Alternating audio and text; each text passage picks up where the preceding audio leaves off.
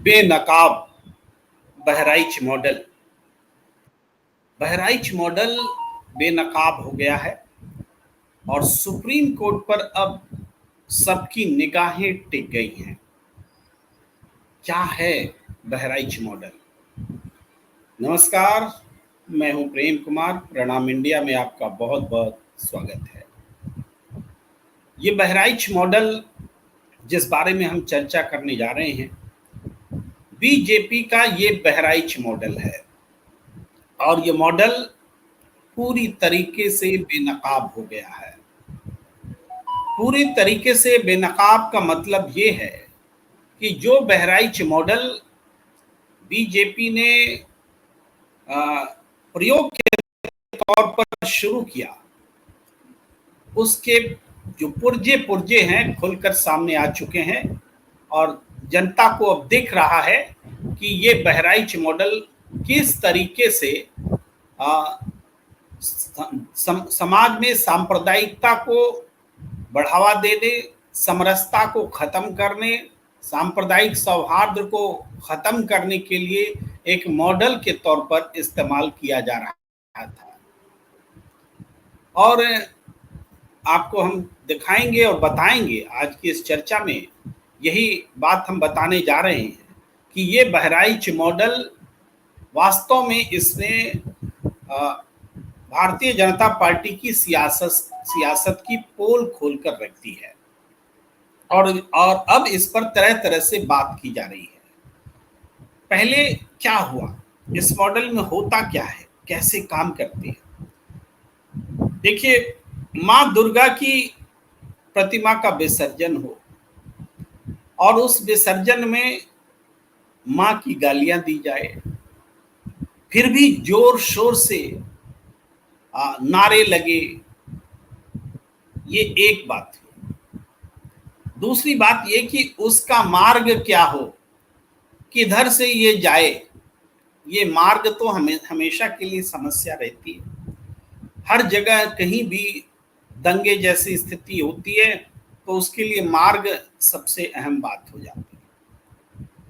कहा जाता है कि किसी भी मार्ग पर चलना हमारी आजादी है और इसलिए हम उस जगह से जाएंगे जहां पर मस्जिद खड़ी है, जहां पर मुस्लिम आबादी है, वहां से हम क्यों नहीं जाएंगे? हमें आजादी है, हमारा देश आजाद है। तो हमारा देश क्या इसीलिए आजाद है कि हम उस इलाके से जाएंगे जहां पर के गाली गलौज, अप्रिय भाषण, अप्रिय बातें, गलत नारे, नफरती भाषण, नारे लगेंगे और उसकी प्रतिक्रिया होगी। तो प्रतिक्रिया क्यों होगी? अब उसके बाद हम ये झगड़ा करेंगे कि पहले किसने पत्थर मारा, पहले किसने किसको क्या उकसाया। इसीलिए प्रशासन का काम होता है ऐसे अधकचरे लोगों को जो आजादी का मतलब नहीं समझते, दूसरों के लिए अशांति का कारण बनते हैं, उसको मार्ग चुनने की आजादी नहीं दी जा सकती। जुलूस का मार्ग वही होगा जो प्रशासन तय करता है। किसान आंदोलन करते हैं तब तो आप मार्ग चुनने की आजादी नहीं देते, लेकिन ये सांप्रदायिकता फैलाने की कोशिश, मंशा लेकर के मां दुर्गा की प्रतिमा के साथ विसर्जन के पवित्र मौके पर मां की गालियां देते हुए जुलूस कोई निकाले और वो सांप्रदायिक मॉडल पर, बहराइच मॉडल वही मॉडल है कि उसी इलाके से गुजरे जहां मुसलमानों की आबादी है, जहां पर के सांप्रदायिकता को फैलाया जा सकता है, नफरती बोल बोले जा सकते हैं। ये आजादी प्रशासन को दे देना चाहिए क्या? प्रशासन ने दिया। उसके बाद क्या हुआ? उसके बाद ये हुआ कि एक युवक, उसको जोश भर करके छत पे चढ़ा दिया गया, वहां धार्मिक झंडे को उतार दिया गया और गर्व के साथ में दूसरे धार्मिक संगठन के झंडे को लहरा दिया गया। तो भाई, गर्व अपने झंडे पर किसको नहीं होता है? किसको नहीं अपने झंडे पर गर्व होता है? एक को गर्व होगा तो दूसरे को गर्व नहीं होगा। तो जिसको एक के झंडे को आप अगर नीचा दिखाएंगे तो वो प्रतिकार नहीं करेगा, लेकिन ना, प्रतिकार करने की आजादी नहीं है, हमें सिर्फ गर्व करने की आजादी है। और फिर सवाल कि हम झंडा उतार देंगे तो क्या हमको गोली मारोगे? क्या किया जाए, क्या किया जाए? यही तो प्रोवोकेशन है कि आप झंडा उतारेंगे, छत पे चढ़ जाएंगे, बहुत सारे लोग घर पर घुसेंगे, तो ऐसे समय में क्या इंतजार करें घर परिवार की अनहोनी हो? लेकिन फिर भी इसको हम एक अवश्यम भावी परिणाम मान सकते हैं, जायज परिणाम नहीं मान सकते कि किसी को गोली मार दी जाए। लेकिन ऐसी घटना की ऐसी प्रतिक्रिया एक अवश्यम भावी घटना बन जाती है। हम पक्ष और विपक्ष नहीं कह रहे हैं, गोली मारने से किसी की जान गई है, हत्या हुई है, तो निश्चित रूप से वो गलत है। लेकिन इस गोली मारने की परिस्थिति किसने बनाई है? उसके बाद क्या होता है बहराइच मॉडल में? बहराइच मॉडल में उसके बाद ये होता है कि कैसे अभी भी हिंदू मुस्लिम नहीं हुआ, अभी भी दंगा नहीं हुआ, तो उसके बाद कैसे दंगा होता है, इसको थोड़ा सुनाने के लिए हमें दूसरे की जुबान से आपको सुनाए तो अच्छा लगता है। हम आपको भारतीय जनता पार्टी के जो विधायक हैं सर्वेश्वर जी, उन्होंने जो बात कही है उनकी जुबान से, उन्होंने तो भारतीय जनता पार्टी के ही नेता कार्यकर्ताओं के खिलाफ में मुकदमे दर्ज कराए हैं और कहा है कि हमें मारने के लिए ये सारा सब प्लॉटिंग की गई थी। यानी मेन गोल बीजेपी एमएलए की जान को खतरा था, लेकिन सीधे जान पर खतरा क्यों हो, तो एक प्लॉटिंग की गई कि इसमें इसी बहाने हिंदू मुस्लिम भी हो, यही है बहराइच मॉडल।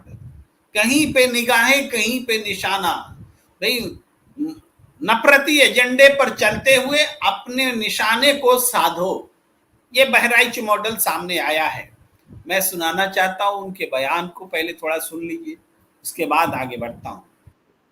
सा भी हो जाता, इसमें कोई संदेह नहीं है। वो 100 को सड़क पर रख करके, परिवार तो कम लेकिन अन्य लोग जो वहां पर एकत्र थे, वो एक मांग कर रहे थे कि जिस व्यक्ति ने गोली मारी है उस व्यक्ति को ला करके यहीं पर गोली मारी जाए, तब यहाँ से 100 उठेगा। वहां जा गए, गेट के सामने तो मर्चरी का दरवाजा तोड़ दिया, ताला बंद था भीड़ ने। उसके बाद उसको अंदर रखाया गया। रखाने के बाद में एम्बुलेंस आई कि पुलिस लाइन की मर्चरी में रखवा दिया जाए। एम्बुलेंस को पत्थरबाजी करके उसको भगा दिया गया। और जैसे ही गाड़ी, हम लोग तो निकल के दाहिने मुड़ लिए, गाड़ी खड़ी थी पानी टंकी की तरफ, तो जैसे मुड़ने लगी वैसे पथराव शुरू हो गया। गाड़ी पे बोरा फेंका गया, फायर हुआ, गाड़ी का शीशा टूटा। एक शीशा अगर बंद न होता तो बेटे के कनपट्टी पे लगता। ऐसे कई लोगों की पीठ पे ईंटा लगा। आदित्य सिंह नाम के लड़के को ले जा करके पकड़ करके पीटा गया। तो आप सुरेश्वर सिंह जी को सुन रहे थे, जो एमएलए हैं बहराइच के। वो 3 बातें स्पष्ट रूप से बता रहे हैं। पहली बात ये बता रहे हैं कि जो भीड़ थी उसने एक अजीबोगरीब मांग रख दी कि जिसको गोली मारी गई है उसको गोली मारने वाले को पकड़ के चौराहे पर लाया जाए और सबके सामने में उसको गोली मारी जाए। ये कौन सी मांग है? ऐसी मांग करने वाले को तुरंत जेल में डाला जाना चाहिए था। ऐसी मांग आप कैसे कर सकते हैं कि हमारे सामने लाओ और किसी को गोली मारो? ये कोई मांग है? ये आतंकी डिमांड है। जैसे कंधार में भी लोगों ने ऐसा नहीं किया था, आतंकियों को छुड़वाया था तो लेन देन करके छुड़वाया था। यहां तो आतंक गोली मारने के लिए बोल रहे हैं कि जिसने गोली मारा उसको गोली मारो, ये मांग रखते हैं। उसके बाद सर्वेश्वर जी बताते हैं कि कैसे उनके ऊपर हमला किया गया, कैसे मर्चरी में जब शव रखे गए तो मर्चरी का दरवाजा तोड़ दिया गया, एम्बुलेंस भेजा गया मर्चरी किसी पुलिस की मर्चरी में रखवाने के लिए, तो एम्बुलेंस पर हमला किया गया। ये सारी चीजें बहराइच मॉडल है, नफरत का बहराइच मॉडल, जिसमें एक छिपा हुआ हिडन एजेंडा है और हिडन एजेंडा अपने ही नेता, अपने ही एमएलए पर हमला करना है और वो एमएलए आज एफआईआर दर्ज करा रहे हैं ऐसे लोगों के खिलाफ। इस बीच हमारे साथ जुड़ चुके हैं देश के जाने माने सीनियर जर्नलिस्ट अजय शुक्ला जी। आपका बहुत बहुत स्वागत है इस चर्चा में। हम बात कर रहे हैं अजय शुक्ला जी के ये बहराइच मॉडल जो है एक नए किस्म का मॉडल सामने आया है। अब तक हम एक खास पैटर्न पर दंगा होते हुए देख रहे हैं, वो पैटर्न तो इसमें दिखता है, लेकिन उस पैटर्न के अलावा कुछ नया पैटर्न डेवलप हुआ है जो हम सर्वेश्वर जी के बयान से भी समझाने की कोशिश कर रहे थे। और आपसे आने से पहले हम एक और बाइट हम सुनाना चाहते हैं और वो बाइट अखिलेश यादव जी की सुनाना चाहते हैं। पहले तो हम उन्होंने एक ट्वीट किया है उसको हम दिखा दें, फिर बाइट भी दिखाते हैं। कुछ आदमी गद्दारी कही गए ने पूरा महाराष्ट्र खत्म हो जाता, इस वाले टाइम दी ना 2 घंटा का। दैनिक भास्कर के हिडन कैमरे पर यह कबूलनामा बहराइच हिंसा में शामिल 2 उपद्रवियों का है। क्या ये हिंसा पहले से प्लान्ड थी? इस सवाल का जवाब जानने के लिए दैनिक भास्कर ने इन्वेस्टिगेशन की, जिसमें 3 किरदार सामने आए। पहला उपद्रवी, दूसरा पुलिस अफसर और तीसरा वो थाना प्रभारी जिस पर कार्रवाई हुई। हिंसा से जुड़े उपद्रवियों ने कहा पुलिस ने सिर्फ 2 घंटे की छूट दी, अगर वो गद्दारी नहीं करते तो पूरा महाराजगंज जला देते। लोग जनता पूरी पागल हो गई कि अब एक बार मुसलमानों को गिरा देना है, क्या समझो। ये एजेंसी जल गई, गाड़ियाँ जल गई, तो दुकानें जल गई, तो कई बंदे थे।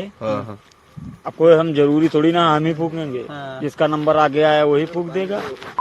तो सारे पुलिस वाले हट भी गए, सारे हरदी थाने के थे जो हमारे क्षेत्र के, ये वहाँ मौजूद थे। अच्छा, मूर्ति में, ठीक। इन लोगों ने गद्दारी की वहाँ, ये सारे सस्पेंड हो गए हैं, दूसरे आएंगे। इन्वेस्टिगेशन का दूसरा किरदार हरदी थाने में पूर्व में तैनात रहा एक पुलिसकर्मी है, जिसने कहा यहाँ विधायक का रुतबा इतना है कि बिना उसकी इजाजत के पत्ता भी नहीं हिलता। पूरा वीडियो देखने के लिए डाउनलोड।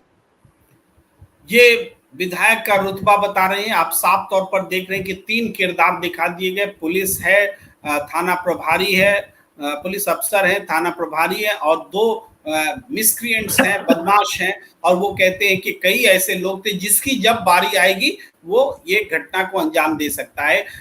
अखिलेश यादव ने लिखा कि धिक्कार है ऐसी भाजपाई राजनीति और सत्ता की भाजपाई भूख पर जो सियासत के लिए देश के भाईचारे के बीच दंगा कराने की साजिश करती है। बहराइच हिंसा के मामले में हर दिन नए खुलासे हो रहे हैं जिनसे भाजपा मुंह दिखाने लायक नहीं रही है। भाजपा के विधायक ही भाजपाइयों पर साजिश करने की एफआईआर करा रहे हैं और दंगाई छुपे कैमरे के सामने सच उगल रहे हैं। भाजपा के जो थोड़े बहुत समर्थक और वोटर बचे हैं, अब तो भाजपा का ये षड्यंत्रकारी और हिंसक रूप देखकर वो भी शर्मिंदा है। भाजपा ने अपने समर्थकों की भावनाओं को गुमराह करके उनका इस्तेमाल अपनी सत्ता को बचाए बनाए रखने के लिए किया है। सच तो यह है कि भाजपा अपने ही लोगों के खिलाफ षड्यंत्र कर रही है। भाजपा भाजपाइयों से दंगे कराकर उन्हें ही फंसा दे रही है। तभी तो भाजपा का विधायक भाजपाइयों के खिलाफ रिपोर्ट लिखवा रहा है। अब तो भाजपाई भी कहने लगे हैं भाजपा किसी की सगी नहीं, यूपी कहे आज का नहीं चाहिए भाजपा, ये कह रहे हैं अखिलेश यादव जी। अब मैं सीधे आता हूं अजय शुक्ला जी आपके पास। बहराइच मॉडल तो काफी 70% हमने बता दिया किस तरीके से बहराइच मॉडल डेवलप हो रहा है। नफरत का बहराइच मॉडल, सांप्रदायिकता का बहराइच मॉडल और सत्ता लोलुपता का बहराइच मॉडल, इसमें अपने ही लोगों की जान को खतरे में डाला जाता है। क्या कहेंगे अजय शुक्ला जी? देखिए, मैं इससे कहूंगा आप बहराइच मॉडल कह के इसको हल्का मत करिए। बहराइच मॉडल नहीं है, ये ही असलियत में गुजरात मॉडल है। ये बहराइच में आज आप देख रहे हैं, मैं बहराइच में पला बड़ा हूं। मैं जो है 9th क्लास से लेकर के 12th तक बहराइच में ही पढ़ा, वहीं के गवर्नमेंट इंटर कॉलेज से पढ़ा हुआ। स्वाभाविक सी बात है। और गवर्नमेंट इंटर कॉलेज थाना दरगाह शरीफ के क्षेत्र में आता था। हिंदू मुस्लिम दोनों की आबादी थी। दोनों दरगाह में जाकर के, दरगाह शरीफ में जाकर के मत्था टेकते थे। 1 महीने वहां मेला लगता था और मेले में जितना हिंदू होता था उससे कम से कम 20 गुना ज्यादा, सॉरी, जितना मुसलमान होता था उसका 20 गुना हिंदू होता था। सैयद सलार मसूद गाजी की जो वहां दरगाह है, उस दरगाह में जाके लोग अपने आप को जाने क्या समझते थे और कैसे होता था। और आपको एक चीज बताऊं, वहां मुसलमानों से ज्यादा दरगाह की जो पूरी वहां की कमेटी थी, उससे ज्यादा वो हिंदुओं को वहां काम धंधा करने के लिए जो है जगह अलॉट करती थी। अब आप सोचिए, आज मैंने दिल्ली में देखा कि मेहंदी लगा रही थी मुस्लिम लड़कियां। स्वाभाविक सी बात है, त्योहार है, कुछ मेहंदी लगाएंगी, बेचारियों के पास में कुछ आमदनी आ जाए, बच्चियों के, लड़कियों के खर्चे कुछ हो जाए। साहब, उनको जाकर के धमकाया जाता है, उनसे कहा जाता है हिंदू उनसे कि अरे तुम इनसे लगवा रही हो, इनके लोग तो तुम्हारी बहन बेटियों को ये करते हैं वो करते हैं। बेशर्मी की हद है।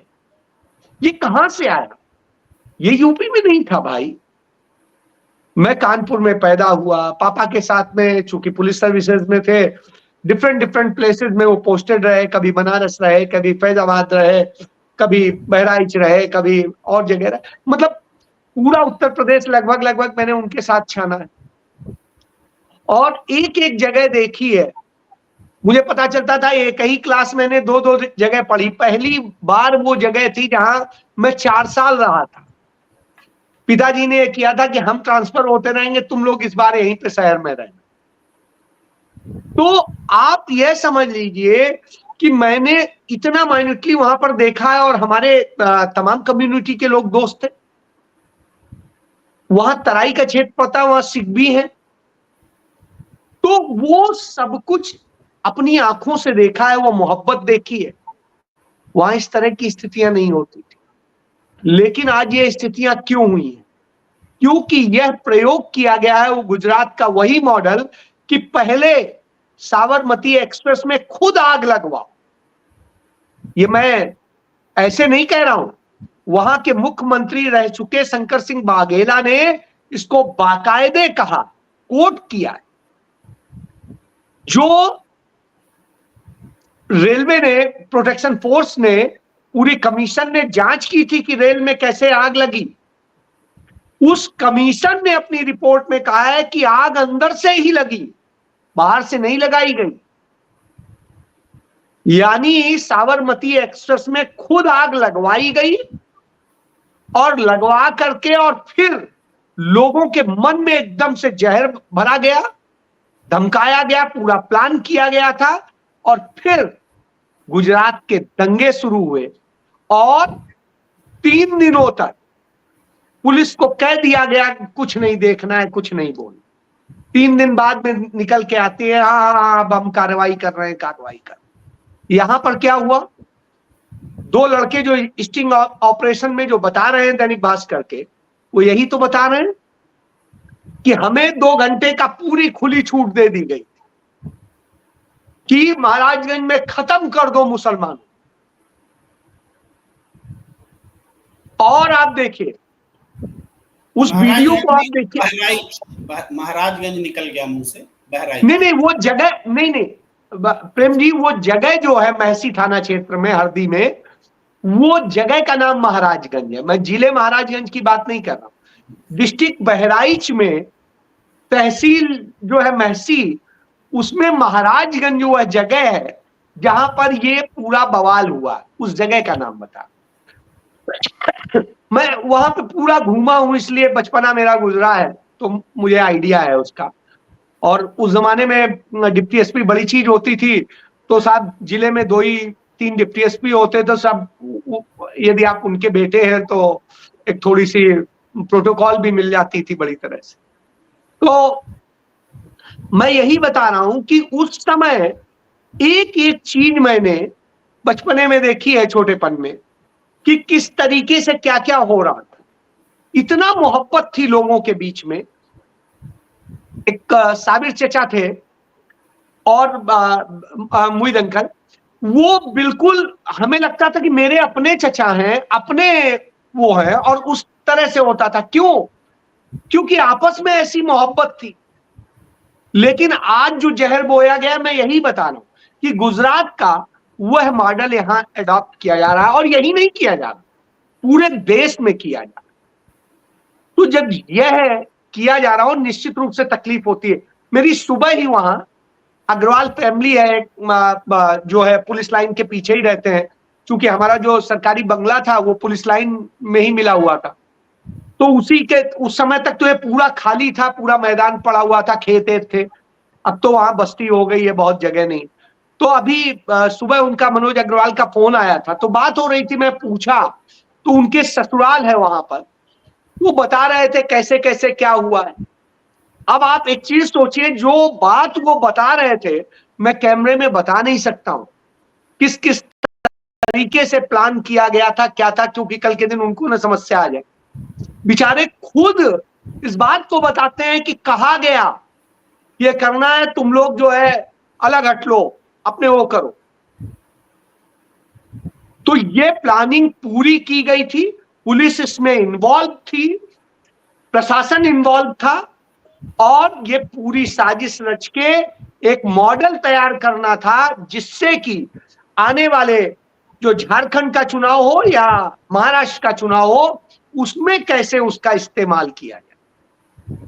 यह पूरी मंशा के तहत किया गया, और इसी के तहत सारी चीजें हो रही। आप देखिए, पोस्टमार्टम रिपोर्ट में हर बात क्लियर हो चुकी है, बहराइच पुलिस ने भी कह दी है, सब कुछ है।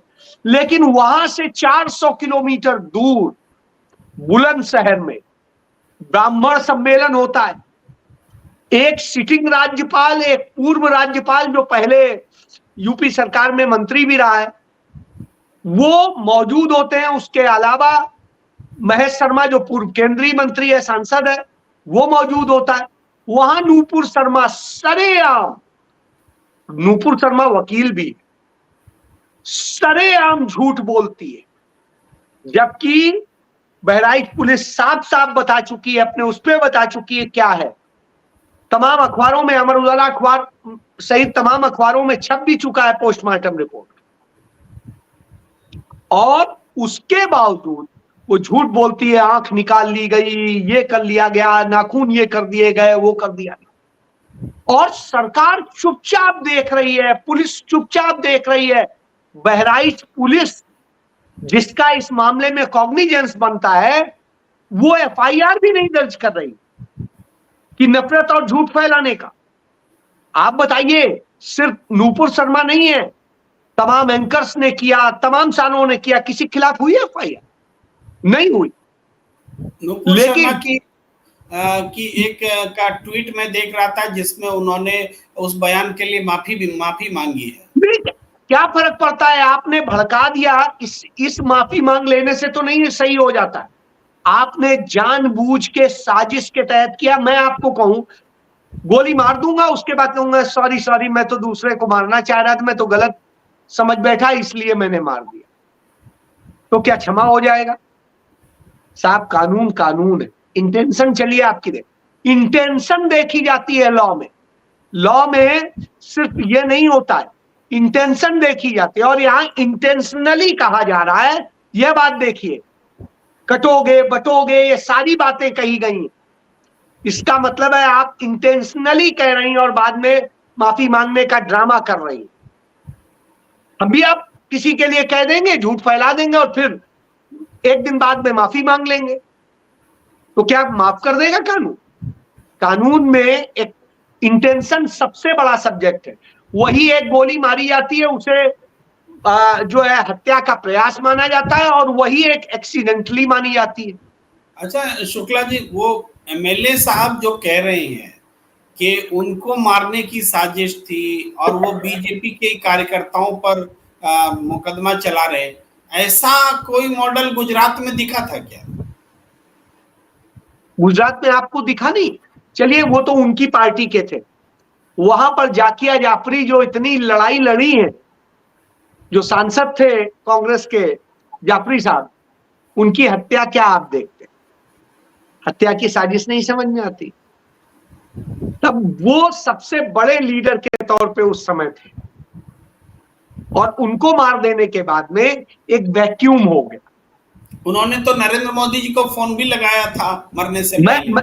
मैं यही कह रहा हूं सर, यही कह रहा हूं। और ये वो लोग थे जो सीधे एक दूसरे को जानते थे।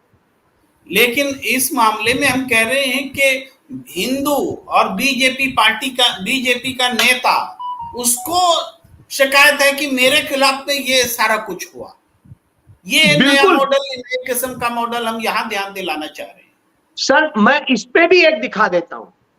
आप याद करिए 2016 के आसपास की बात, त्रिपुरा में 3 आरएसएस के लोग मारे जाते, आरोप लगता है, नैरेटिव बनाया जाता है, सरकार बदल जाती है, चुनाव में लाभ मिल जाता है, और उसमें आज तक ये बात नहीं सामने आई, जबकि उनके लोग कह चुके हैं कि ये हत्याएं बीजेपी के ही लोगों ने करवाई थी, अपने फायदे के लिए करवाई, चुनावी फायदे के लिए कराई। मतलब ये कि बीजेपी चुनावी फायदे के लिए अपने लोगों को मरवा सकती है, बिल्कुल कर सकती है। हरेन पांड्या इसका उदाहरण मौजूद है, हरेन पांड्या इसका उदाहरण मौजूद है, इसके तमाम जगह उदाहरण मौजूद है, एक जगह नहीं है। आप झारखंड में भी देख लीजिए, आप इसके उदाहरण मध्य प्रदेश में देख लीजिए। मैं ये कह रहा हूं, ये एमएलए थे, इन्होंने इतना बोल दिया, दूसरे बेचारे बोलने की नौबत नहीं आई, बस इतना अंतर है। तो आप ये समझ लीजिए, मैं एक छोटी सी बात कहूंगा, मोहन भागवत ने मुझसे कही थी, खुद कही थी, कि मैंने पूछा कि ऐसे ऐसी घटना हो रही है, ये हो रही, उनका अजय जी आप ब्राह्मण हैं, मैंने कहा अब आप, तो उन्होंने कहा कि तो आप हवन यज्ञ तो करते ही होंगे, मैंने कहा हाँ करता हूं, तो उनका आहुति भी देते होंगे, मैंने कहा बिना आहुति के हवन यज्ञ कैसे हो सकता है, तो उन्होंने कहा फिर बड़े बड़े प्रायोजनों के लिए कुछ आहुतियां भी देनी पड़ती। अब आप समझ सकते हैं प्रेम जी कि ये क्या क्या कर सकते हैं। तो आप इससे समझ लीजिए, इसके उदाहरण एक नहीं तमाम मौजूद है, और इसी के उदाहरण श्यामा प्रसाद मुखर्जी भी। ये जवाब आपको किस प्रश्न पर मिला? ये उसी प्रश्न पे था जब एक शख्स को मारा गया था बीजेपी के, और उसमें मैंने उनसे यही कहा था कि मुझे जो जानकारी है इसमें आपके बीजेपी आरएसएस के लोगों ने ये हत्या कराई है और सारी चीजें। इस पर उनका जवाब, इसलिए कह रहा हूं श्यामा प्रसाद मुखर्जी इसका खुद उदाहरण है। आप देखिए इनके यहां उदाहरणों की कमी नहीं है। तो ये इसी तरह से करते हैं। गांधी जी की हत्या में जिस तरीके से इन्होंने साजिश रची, सब कुछ किया, आप देखिए ना, जानते थे तमाम चीजें करके वो दिखाते हैं, और उसके बाद में कुछ समय बाद यदि यही विधायक जी मर जाते तो साहब कितना बड़ा मुद्दा बनता। बीजेपी पूरे हिंदुस्तान में किस तरीके से दिखाती कि देखा हमारे विधायक को फूंक दिया, मार डाला, ये कर दिया। अरे जब तक आप कुछ समझते सरकार हमारी, जजेस तो हमारे आप देख ही रहे हैं, भगवान से पूछ के फैसले करते हैं, तो सब नॉन बायोलॉजिकल हो गए इस दौर में, प्रधानमंत्री समेत सारे, तो सब भगवान से पूछते हैं हाँ ये फैसला दे दूं, भगवान कहे हाँ दे दो, तो फैसला सुना देते। मैं धन्यवाद करता हूं जस्टिस BR गवई जैसे लोगों का, जो अभी थोड़ा सा कुछ बोल देते हैं, कुछ और एक आध लोग हैं, नहीं तो कहां। जस्टिस BR गवई दलित कम्युनिटी से आते हैं, थोड़ा सा उनके अंदर शायद आज दम है। जो ये तथाकथित ब्राह्मण और दूसरी कम्युनिटी से आ रहे हैं, ये तो सबसे ज्यादा निरे, भ्रष्ट, चरित्रहीन और सियार की रंगे हुए सियार, इसके अलावा कुछ नहीं। मुझे शर्म आती है ऐसे लोगों पे। और फिर उसके बाद क्या कहूं मैं, चलिए किसी कम्युनिटी और उस पर नहीं बात करूंगा, लेकिन इतना जरूर है, दुख होता है कि जिनसे पवित्रता की ज्यादा उसकी उम्मीद की जाती है वही सबसे खराब निकलते हैं। तो यह आप जान लीजिए कि इस समय कुछ भी हो सकता है और कुछ भी कराया जा सकता है। आप सोचिए, जिस लॉरेंस बिश्नोई को इतना कुछ ये दिखा रहे हैं, मेरे एक मित्र हैं चंडीगढ़ में ही डीएसपी थे, फिर एसपी होकर रिटायर हुए हैं, जगबीर सिंह। उन्होंने मेरे आंखों के सामने 2008 की बात है, 7 की 8 की, जब ये यहीं पंजाब यूनिवर्सिटी में पढ़ रहा था और यहाँ चुनाव का कर रहा था, तो बदमाशी किया, तो वो सेंट्रल के डीएसपी थे, मार थप्पड़ इसको, और बैठा के, जैसे होता है पुलिस वाले नीचे बैठा के बिल्कुल सब लाइन में इनके पूरे उसको। आप सोचिए, उस औकात का व्यक्ति था, इतना बड़ा क्रिमिनल किसने बनाया? ये संघ से जुड़ा हुआ था, संघ के लोगों ने इसको ये किया, और फिर ये जा करके किस तरीके से इसे प्लेस किया, इसके जरिए क्या क्या कराया, कहां से हथियार मिले, कहां से क्या मिला। क्यों नहीं इसकी पूरी छानबीन की जाती है? क्यों नहीं छानबीन की जाती है कि उस लॉरेंस बिश्नोई का इंटरव्यू जगविंदर पटियाल ने कैसे ले लिया, जगविंदर पटियाल से क्या कनेक्शन है, और उनके और आरएसएस के क्या कनेक्शन? महिमा मंडन करने के लिए आरएसएस का पत्रकार, आरएसएस की वो, आरएसएस का पूरा खेल समझ लीजिए, आप पूरा खेल समझ लीजिए। ये सब चेहरे बनाते हैं, ये कर्म कराते हैं और फिर ये करते हैं। आप देखिए पश्चिम बंगाल में किस तरीके से किया था। देखिए, भाजपा के इस नेता को मार दिया, उसको मार दिया, हुआ था ना, याद करिए। ये इनका आज का मॉडल नहीं है। हमें ये आज ये फौरी है तो चर्चा में आ रहा है, चूंकि ये बच गए इसलिए आ रहा है, नहीं तो पश्चिम बंगाल की तरह दूसरी जगह की तरह मार दिए गए होते, जहां भाजपा नेता को मार दिया, आरएसएस के नेता को मार दिया, और ये उसका पॉलिटिकल बेनिफिट लेने के लिए सारे काम करते और फिर आग लगाते, उसी बहाने में दंगे भड़काते। जैसा नरेंद्र मोदी ने कहा था प्रतिक्रिया, तो प्रतिक्रिया हो जाती, प्रतिक्रिया हुई। आपने देखी कैसे गरीब गुरबे लोगों के सब आग लगाई गई, सब कुछ किया गया। यह भी स्थिति है। मैं अखिलेश यादव की एक बाइट सुनाना चाहता हूं जो आज की है, ताजा तरीन है, उसके बाद आगे बढ़ते हैं। फिर मैं दोहराता हूं, उत्तर प्रदेश में दंगा कराने का काम बहराइच में अगर किसी ने किया तो भारतीय जनता पार्टी के नेता उसमें शामिल थे। उनके विधायक अपनी ही पार्टी के कार्यकर्ताओं पे एफआईआर दर्ज करा रहे हैं, और क्या उसमें धाराएं लगवा रहे हैं कि इन्होंने षड्यंत्र किया और दंगा करवाया है। और जो एक वीडियो वायरल हो रहा है, जिसमें मैं बधाई देना चाहता हूं पत्रकार को कि उसने हिम्मत जुटा करके कम से कम वो छिपे हुए वीडियो से जानकारी हासिल कर ली कि पुलिस प्रशासन था ही नहीं घंटों, और उन्हें खुली छूट दी गई थी। इसी तरीके से हिटलर काम करता था। हिटलर अपने ट्रूपर्स को आगे कर देता था, अपने पार्टी के कार्यकर्ताओं को पुलिस की वर्दी पहना करके आगे कर देता था। हिटलर के जमाने में यह होता था कि पुलिस को खुली छूट दे दो या हटा दो पुलिस को, और दंगा होने दो, घटना होने दो। और ये इसलिए कराया गया है क्योंकि बीजेपी के लोग घबरा गए हैं। महंगाई का उनके पास कोई जवाब नहीं है, बेरोजगारी का उनके पास खत्म होने कोई जवाब नहीं है, आरक्षण ये छीन रहे हैं, संविधान के तहत और जो व्यवस्था है उसको नहीं लागू होने देना चाहते हैं। निवेश के नाम पर ये इनका पर्दाफाश हो गया है, इनकी पोल खुल गई है कि कहीं कारखाना उद्योग नहीं लगा है, और जिन्होंने इतने साल नहीं लगाया अब उतने दिन भी नहीं रहेंगे इस सरकार में। सोचिए, जितनी सरकार चल गई है अब तो उतना समय भी नहीं बचा इनके पास। तो आप देख रहे थे अखिलेश यादव जो बोल रहे थे, लगभग वही बात जो आप कह रहे हैं उसको वो राजनीतिक तरीके से बयां कर रहे थे कि ये दंगा बीजेपी के लोगों ने कराया, और उसकी पुष्टि में विधायक की बाइट की भी याद दिला रहे हैं। मैं शुक्ला जी आगे आना चाहता हूँ आपके पास ये सवाल लेकर प्रेम जी, इसी में एक बात जोड़ दूं, फिर आप सवाल करिएगा। आप देखिए, एक वीडियो तमाम चैनल्स ने और सबने भी चलाया कि गोली लगने का वीडियो कहा कि जिसमें वो गिर पड़ता है और वो होता है।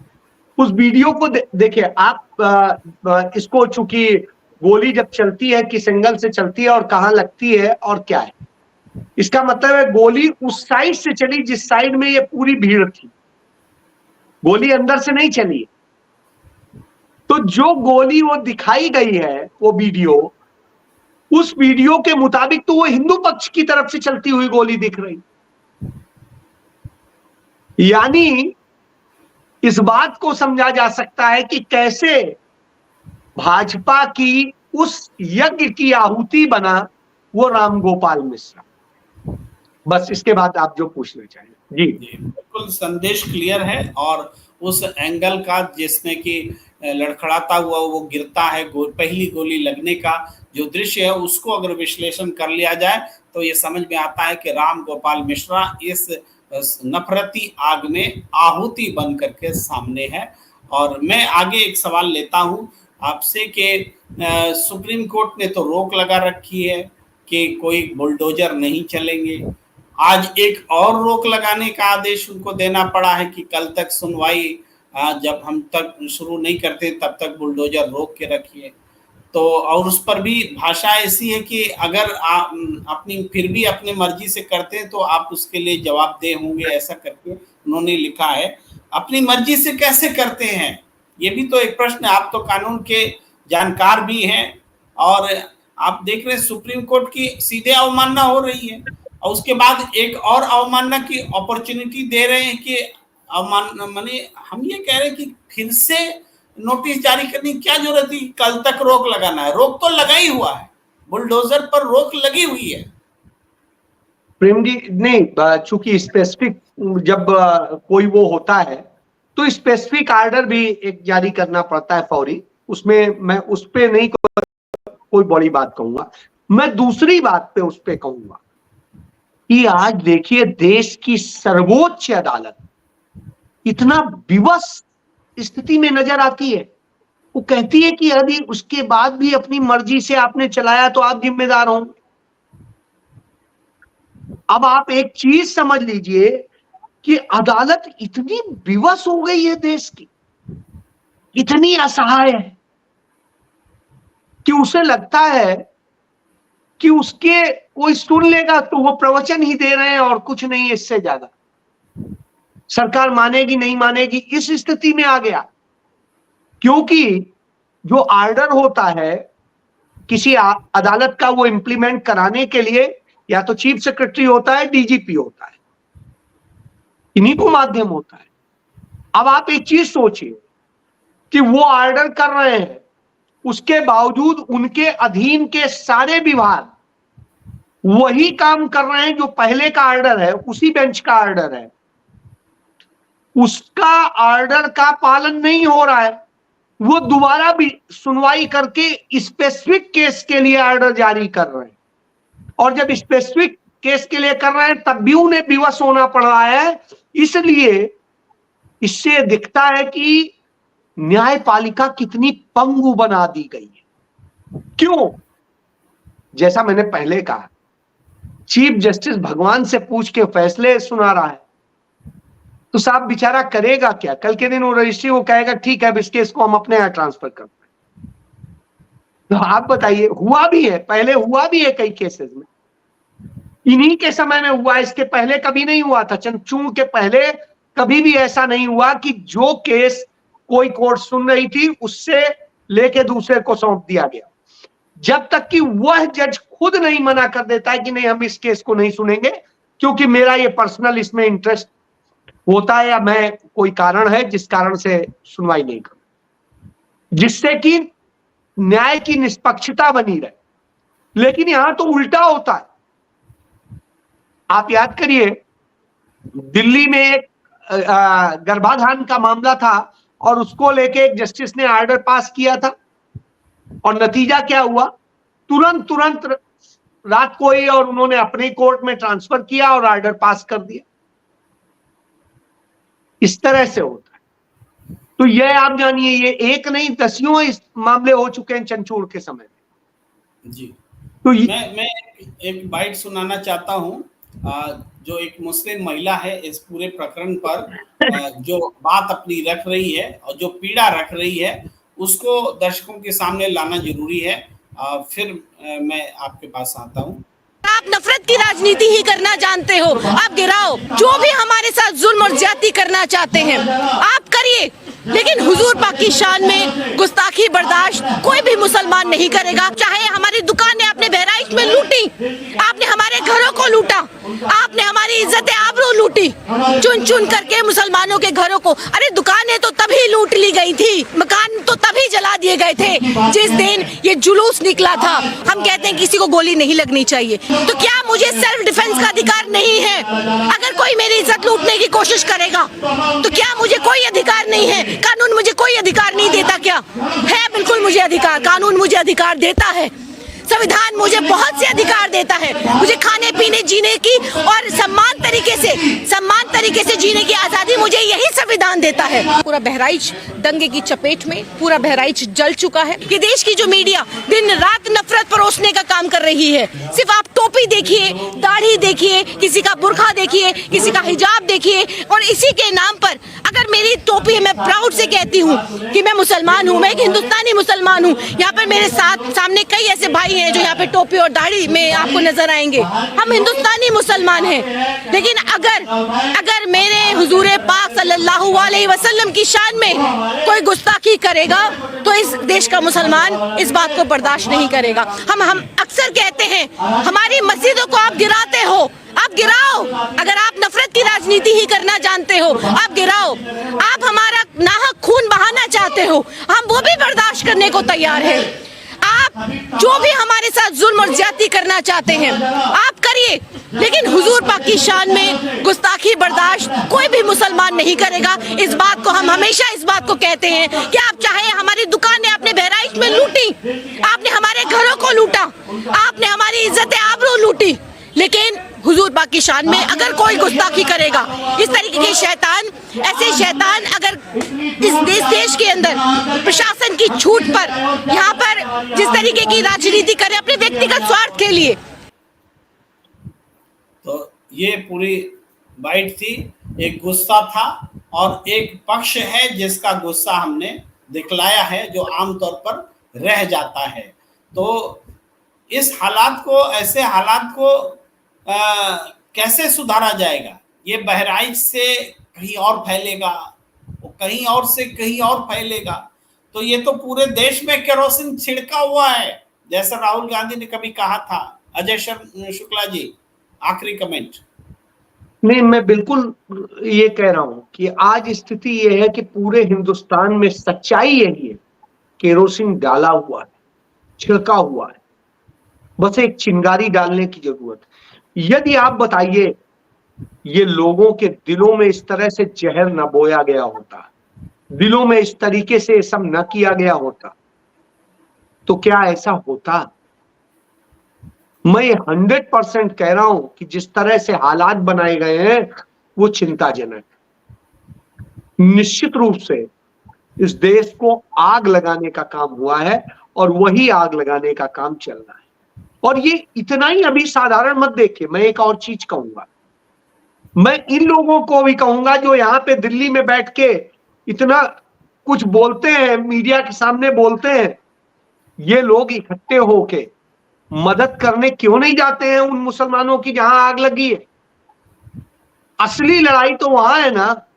जाइए 100 लोग, 200 लोग, वहां के 200 परिवारों को, हर आदमी एक एक परिवार को मदद करिए, आप देखिए अभी हल निकल आएंगे। लेकिन नहीं साहब, उसमें कहीं नहीं आएंगे। मुझे तकलीफ इस बात की है कि उन्होंने नोटिस जारी नहीं किया, आप अपने घर तोड़ने लग गए, सामान बटोरे। अरे भाई, आप भी लड़ने के लिए खड़े होइए, क्या ऐसे आप गलत तोड़ देंगे? क्यों नहीं आप सीधे कहते हैं ना, पहले हम लड़ाई लड़ेंगे फिर देखेंगे? समस्या यहां भी है, जब राहुल गांधी सच बताते हैं तो आपको उसमें दिखाई नहीं देता, तब तो वो पप्पू नजर आते हैं, और जब आप बर्बाद हो जाते हैं तो कहते हैं नहीं, सही कहा था। समस्या यहां भी है।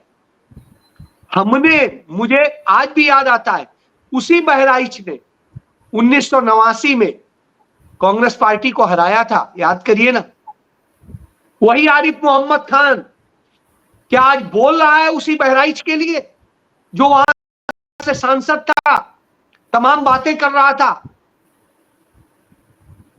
जो सुप्रीम कोर्ट के उस जजमेंट को लेके पलटा गया था, उसको लेके किस तरीके का ड्रामा किया था कि जैसे इससे बड़ा हितैषी कोई नहीं है।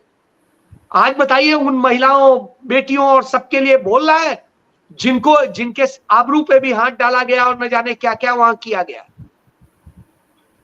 आपको अभी वहां मुस्लिम पक्ष के लोग ही नहीं सामने आ पा रहे हैं जिनके लड़कियों और सबके साथ बदतमीजी हुई है। तो मैं यही कह रहा हूं कि उस सच को भी तलाशिए साहब। वो अकेले पड़ गए, इसलिए आपको देखना पड़ेगा, उस सच को देखिए। यहां समस्या है। देखिए मैं बड़ी प्रेम जी एक बात कहूंगा कि हमारे ऊपर होता है ना, अरे बड़ा हो गया। अरे भाई हम भी तो लड़ने को निकले।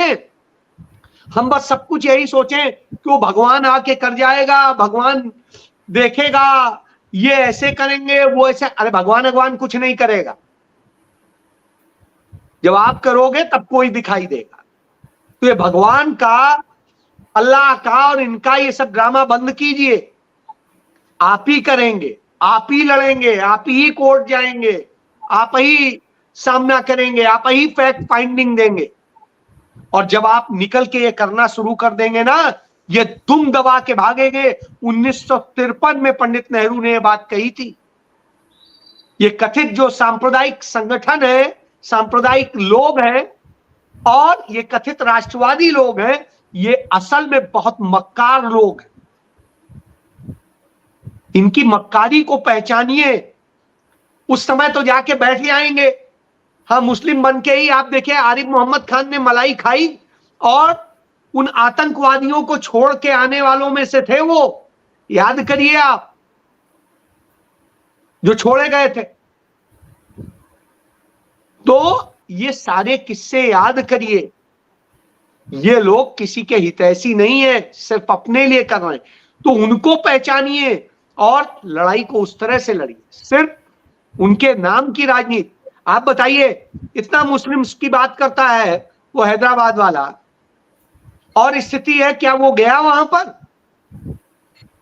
या अभी तक जो 3-4 घटनाएं हैं, आप बताइए कहां गया वो? नहीं गया। मैं इसीलिए कहता हूं, लेकिन जहर बोने उन्हीं को मरवाने का काम करता है। मैं एक शिमला का उदाहरण दूंगा, बड़ा बेहतरीन उदाहरण। शिमला में मस्जिद, संजौली की मस्जिद को लेकर के इतना विवाद खड़ा हुआ। कांग्रेस के भी कुछ लोग थे, बहरहाल कांग्रेस हाईकमान ने तो टाइट कर दिया अपने लोगों को। दूसरी तरफ वही ओवैसी की पार्टी के लोग वहां पे जब सारी बातों का मुस्लिम उसके साथ में बैठ के पूरा हो गया, एक भी मुस्लिम के ऊपर हमला नहीं होने दिया। पुलिस दीवार बन के खड़ी हुई और सब बचने के बाद उन्होंने कहा, सारी चीजें बात हो गई, बड़े प्यार से हल होने का हो गया, तब भी बवाल करने का हुआ। तब वो क्या कहता है? तब तक नहीं दिखाई दिया था जब तक वो मारे जा रहे थे। तब कहता है नहीं हम इसको लेके ये करेंगे वो करेंगे। वहां का मुसलमान इतना समझदार, उसने कहा ऐसा है कि अपनी राजनीति वहीं करिए जाके, हमें पता है हमें क्या करना है और हम खुद वो कर रहे हैं। और उसके बाद में वहां की सरकार ने उन्हें प्रोटेक्शन दिया और उन्हीं के प्रोटेक्शन में उसने कहा कि जो हमसे गलती हुई है हम सुधारेंगे, जो अवैध है हम तोड़ देंगे, जो वैध है वो रहेगा। और सरकार ने भरोसा दिया जो वैध है उसको हम छूने नहीं देंगे किसी को। बेहतर तरीके से कुल्लू दशहरे के पहले ही कुल्लू की मस्जिद में भी बवाल करने की कोशिश की गई, रोका उसे वहां की पुलिस ने, वहां की सरकार ने। छुटपुट घटनाएं होती हैं, लेकिन बड़ी घटना होने से रोक लिया। आप देखिए, अभी एक और घटना का जिक्र कर दूं, सिकंदराबाद में, जो तेलंगाना में जिस तरीके से भाजपा के लोगों ने नफरती और सब कुछ उन्माद की स्थिति कोशिश की थी, पुलिस ने लाठी से कूट कूट के भगाया। तो तरीका ये होता है और सब कुछ ठीक हो गया। समस्या ये है, ये कोशिश इसी तरह करते हैं। आप देखिए, जो बेंगलोर में ब्लास्ट हुआ था, याद करिए, उसमें किस तरीके से मुस्लिम और सारा एंगल बता के और मीडिया कैसे नफरत फैला रहा था। जब सारी चीजें सामने आई, ये यही करते हैं। इसलिए सावधान हमें रहने की जरूरत है, इस पक्ष के भी लोगों से, उस पक्ष के भी लोगों से, उनसे जो सांप्रदायिक दल है, सांप्रदायिक लोग हैं, चाहे वो हिंदू हो चाहे मुसलमान। जी जी, तो हमने पर्याप्त चर्चा कर ली और आपने समझा भी दिया सारी बातों को कि ये जो सांप्रदायिकता का मॉडल है, गुजरात मॉडल का ही रूप नजर आता है, जिसको हमने बहराइच मॉडल के तौर पर बताने की कोशिश की, लेकिन ये बड़ा मॉडल है, ये गुजरात का ही मॉडल है जो हर जगह इस तरह से है। इसमें आहुति वाला मॉडल भी आपने बताया कि यज्ञ करना और आहुति देना, और यज्ञ का मतलब इनका नफरती एजेंडा, और आहुति का मतलब अपने ही लोगों में से किसी को भी खत्म करवा दो और उस नाम पर उस यज्ञ को पूरा करो। ये सारी बातें हैं और इसकी जांच हम लोग तो मांग कर सकते हैं, सुप्रीम कोर्ट में जा सकते हैं। अब सुप्रीम कोर्ट को भी देखना है कि कल सुनवाई होनी है, वो जो बुलडोज करने वाली बातें हैं उस पर क्या फैसला आता है, सबकी का ध्यान लगा रहेगा। हम जरूर हर अपडेट के साथ आपके पास आते रहेंगे और इस चर्चा को यहीं विराम देने की इजाजत दें। अजय शुक्ला जी, आपका बहुत बहुत आभार। आप तमाम दर्शकों का भी बहुत बहुत आभार। धन्यवाद।